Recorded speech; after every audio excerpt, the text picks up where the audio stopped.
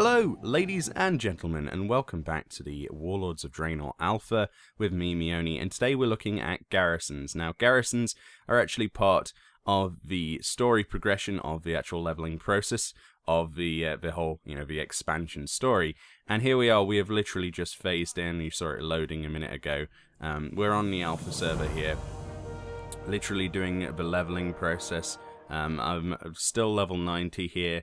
And this goes to pretty much to level 92, this whole area of Frostfire Ridge. As you can see, Gazlo is here, and we're picking up quests from him to essentially, as you can see, a reward here is material or lumber, basically. And these materials are used throughout the progression for this, introductory quest to upgrade the garrison, basically, but also to upgrade it in your own time as well later on, when the quest will reward normal gear and experience rewards rather than materials.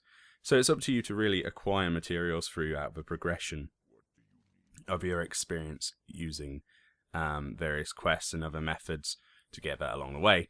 So what we're going to do is we're going to have a quick look around. There's a mission table here. That's actually for distributing troops. We'll look at that later. But yeah, the garrison is situated in Frostfire Ridge. And outside here you can see there's a couple of quests. This is like your primary quest hub for the most part. We've got a mailbox. We've got our very own Wind Rider here, a flight path.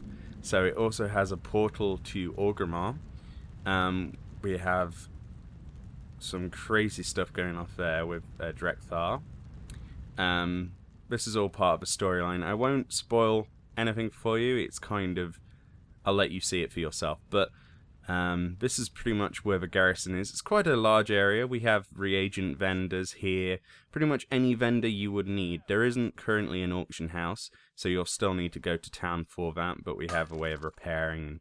There are various other vendors here for food and water and all that. We have various exits to the actual garrison. There's one up here, which is an unrendered gate with troops guarding it, and we also have two below. To the south, well, actually that's to the north, isn't it? To the north and to the east is an exit. So it's pretty cool, honestly, and this is pretty much, the first stage of it. The actual garrison building sections of this take part in a section of the garrison, which we'll look at in a second. So there you go, Drekfar's talking about being saved in the Tanan jungle. Spoilers, but yeah, we don't actually get to do that part of the story on the Alpha server at the moment, the introductory quests. So that's something that I haven't seen personally myself yet, and isn't actually in the Alpha for testing. As you can see, there are little goblins over here mining away at this rock with robots and stuff. It's really cool, really detailed. They're actually blast chargers, aren't they, not robots? Which is pretty smart. If you can't get rock an ordinary way, you just blow a hole in the side of a mountain. Oh yeah, that's the goblin way. So yeah, it's pretty much, I don't know what's going on with these target arrow dummy things. They're like having a bit of a seizure. That place there with all the rocks and the scaffolding is actually where you build your first plot, which is going to be cool. What is it? So the first quest involves me talking to this woman, and she's actually hiding materials in a pond. If you read that, she gets cut off. Now there is actually a pond in the garrison. I'm not going to show it here, but if you were to go there, if you read what the quest givers say, you can actually acquire materials in ways perhaps you wouldn't ordinarily, because after these quests finish, there's actually going to be no follow-up quest, and it's up to me to decide how to get the materials, which I feel is a cool idea. But so there's a schematic here that I needed to pick up and learn. You get these all the time, these plans throughout the normal progression and course of the playthrough of the leveling process, but you might miss some along the way. Some of them will be on the corpses of rare mobs and things like that. So Drekfar's going crazy there with all of his shamanistic magic. So let's go and talk to this guy. Okay, so he's going to raise the peons by kicking them, getting them to work. Get back to work, you filthy orc mothers. There we go, you see. And as you can see down the bottom here, I don't know if I showed you this, this is your material count. This only comes up when you're in your garrison, but it's a good way of seeing how many materials you have and how many materials you need for a quest or an objective that you're working on. So it's little interface changes and interface, ways of seeing how you're doing. So we're handing in all this stone and all these bits and bobs, and we should be ready nearly for the first stage of production. But there is something else we need to do. And if you read my quests, you will realize that we actually have to go and slay a guy, a ogre, and yeah, slay an ogre and collect some bits and bobs. So your simple collection quest and a simple kill target. Now this is outside a garrison. So what we're going to do is we're going to speed this up so it's less boring, because we don't want to spend all year on this one video. But this is Frostfire Ridge that I'm going through. You can see there's mobs to kill that drop these. Now the quest items here have that lovely highlight glow. If you saw one of my previous videos, this is actually a new interface highlight glow option. So that makes that a lot easier. So we've got those. Now inside the cave, which is nearby, we will find our target to kill. Let's just get on the Black Karaji stone, which they give me on the PTR. Kill this guy. Get out of the way. Now, I have to profess, I'm not very good at balance. I was looking at my buttons a lot. I'm a resto druid and I don't really DPS much, but thanks to the new system, I'm able to switch into Boomkin with my healer gear and actually do some damage. Right now, this is actually a character template, not a character copy, because I wasn't actually able to zone in on my normal character. So this guy is actually balanced. It looks, exciting balance. Like, there are a lot of cool things. The button rotation is essentially still 3 buttons, but I don't know. I don't know where it's at the moment. Like I say, I'm not a balanced player. I'm not proficient in that knowledge. This guy's a bit of a pushover. Like I say, he's got a few mechanics that you're supposed to avoid. It doesn't really do anything specific. Just chow him down. Don't move from his stun Meoni. That would be too sensible. And there we go. He's dead. So that's the quest complete now. And that's pretty much it. That's part and parcel of the questing process. So nothing really has changed there. There are some really cool quests, which we'll be showing in future videos, which aren't these.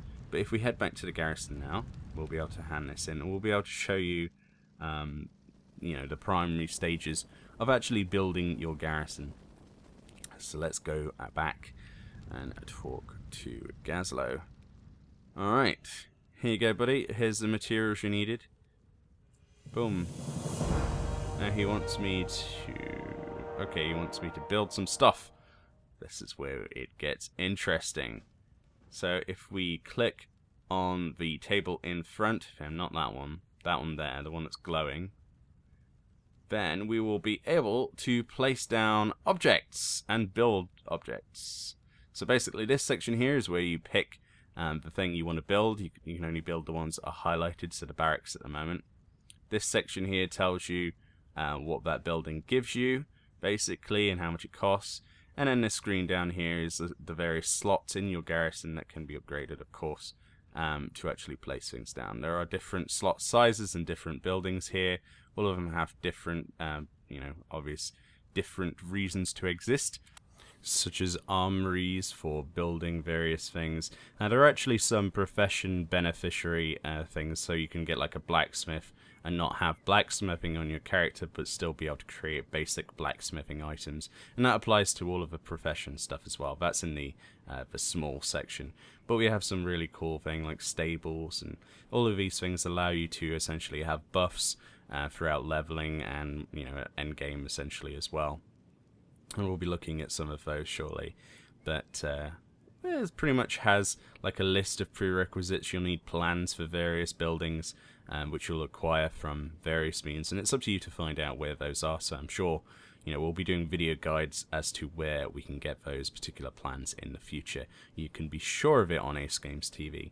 So yeah, like I say, look, we've got engineering stations here, dual crafting, level working, all of that stuff, which gives you benefits. But regardless of that, let's actually build what we're supposed to, which is a barracks in that slot. So we simply pick that up, and we drag and drop it into there. That's it. And then we get a really loud noise like that, and it's building. And as you can see, when you're building something, there's like a clock on it, which shows you how long it's got to be built. I'm supposed to be following Gazlo out here and reading what he has to say. He's supposed to be talking me through the process. But that's this slot over here of the garrison. As you can see, it's being built. Building away. It's about to get a lot louder now.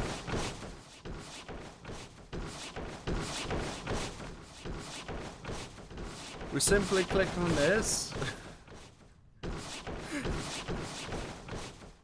So loud. Right. Have we done? Right, we simply clicked on that. Once it was finished, to officially open it, you have to click on a flag, fireworks launch, and all that. Now, we actually have a new ability here, which is called Call to Arms. Now, this is actually a summon ability, which is on a, I think it's a 30-minute cooldown, or 15-minute. I think it's 15-minute. Let me remind myself in a moment. But yes, basically it's telling me that, this is how you build things. It's a bit of a tutorial mission, this. Gives you experience. So the next few quests are basically to acquire followers and various other things for the garrison, which we'll look at in the future as well. But for now, let's have a look at what we do have. So, as I said, we do have this Call to Arms button, and it is a 5-minute cooldown, which is actually a lot lower than I thought it would be. We place this down, and archers will fire at the place that I targeted, and I also have 2 pikemen. So these archers are devastating, take my word for it at the moment. They're a bit buggy, obviously, and nothing's finished. But I also have 2 pikemen. This is extremely useful, especially if you accidentally pull too many mobs. You'll see in a future video, if I decide to release it, essentially, through the story progression and leveling process, I managed to pull an entire camp of ogres. And I think I'm about to die, and then I use the Call to Arms bonus. As you can see, they've disappeared again. They don't last for very long. And it was pretty awesome. So anyway, the next quest here was to actually rescue this guy, this Tauren, Olin. And he will actually become one of my followers, which I can distribute via the other table I showed you earlier. Fuck this, I'm not going to kill these mobs. If you're running, I'm running, brother. We are brothers and... What the hell? Why is this guy in the front of me? Get off. Anyway, as I was saying, he is someone that you can distribute onto missions, which is via that other table, that command table. And we'll be able to send that Tauren out. Now we've saved him, he's pledged his allegiance to me, since I'm the commander of a garrison. And so that's pretty much it for this video, guys. There's going to be a lot more Garrison videos in the future, and a lot more on AceGamesTV, and more on wow.stratics.com for written articles and more. Be sure to check out those websites. My name has been Meoni, and I'll see you next time.